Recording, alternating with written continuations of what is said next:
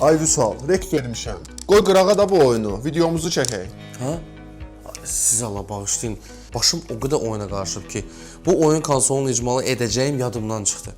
Neysə, gəlin vaxt itirmədən bu oyun konsoluyla sizi yaxından tanış edeyim.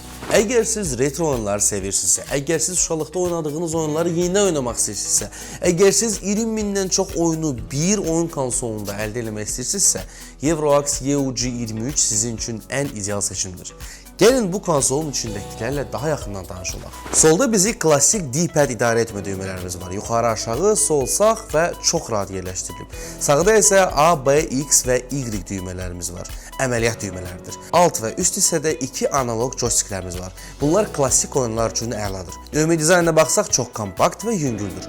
Mat qara rəng istifadə olunub, deməli barmaq izləri problem yaşatmayacaq. Və ən əhəmiyyətlisi ölçüsü çox rahatdır. Cibə də rahatla yerləşir. İndi isə gəlin texniki parametrlərə baxaq. Çünki bunlar çox vacibdir. İlk növbədə ekranda bizi 4,5 düymlük IPS ekran gözləyir ki, bu o deməkdir ki, bu ekrana necə baxsanız görüntü keyfiyyəti itmir. Bəs oyunlar əslində bizi çoxlu sayda oyunlar gözləyir. Hansı oyunlar? Klassik Nintendo oyunları, PS1 oyunları, Sega Mega Drive oyunları, bizim uşaqlıqda Dendy dediyimiz oyunlar belə hər biri məhz burada kolleksiya şəklində yığılıb. Prosesor tərəfdən bizi Dual Core 1.2 GHz prosesor gözləyir.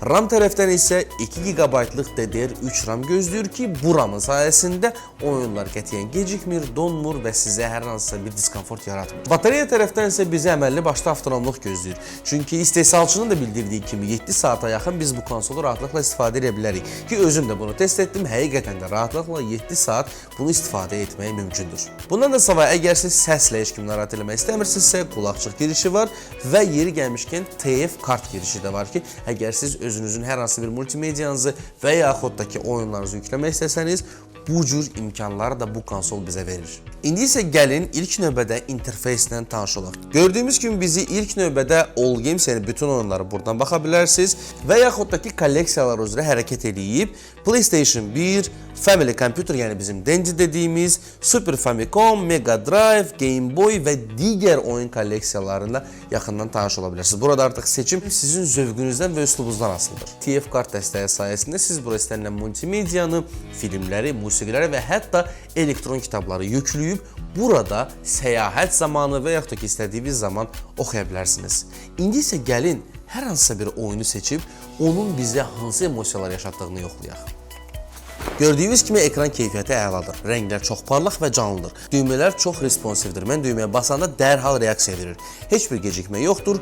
Ses keyfiyyəti də yetəri qədər yaxşıdır. Amma əgər daha yaxşı təcrübə etmək istəyirsinizsə, qulaqlıqdan istifadə etməyiniz tövsiyə olunur. Bəs bu oyun konsolu kimlər üçün ideal seçimdir?